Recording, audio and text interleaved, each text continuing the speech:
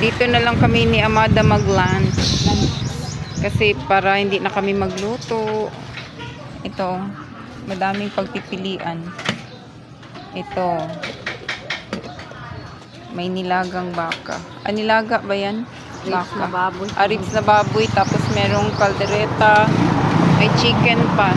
Chicken, madaming pagpipilian. May adobo. Yan, may sitaw. Maraming pagpipilian. Munggo ito? So, yun guys. Dito kami magla-lunch ni Amada. Ayan o. Diyan. Diyan kami mag-lunch. Lunch time. Dang! Ay, si Amada ba kayo? Dito na lang kami magkain, no? Kasi para hindi na magluto. Tsaka mura lang din ang order. Ito, kaldereta, 50. Tapos yung ito, spare ribs, 50 rin. Tapos itong munggo, 30. Yung fish fillet, 30. Tapos may din. Ay, 15 yata yung fish fillet. Tapos ito, 30 rin yung chicken. So, yan na guys. Tapos ang rice, 20.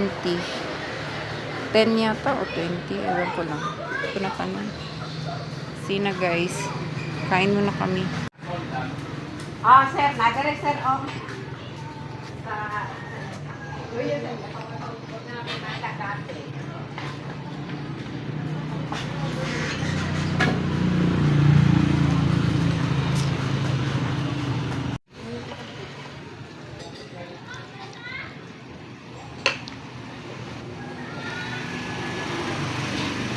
Nibago siya ba?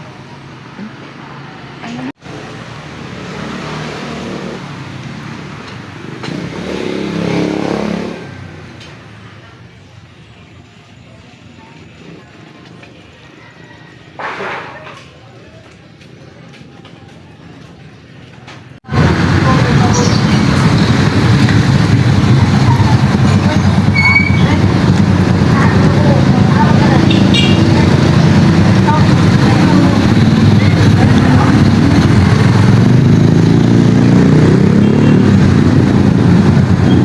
Lilinga-linga siya kasi hindi siya sanay sa kanyang environment.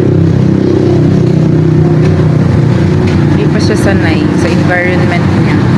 Kaya lilinga-linga siya. At nag-aaya na nga sa akin na umuwi.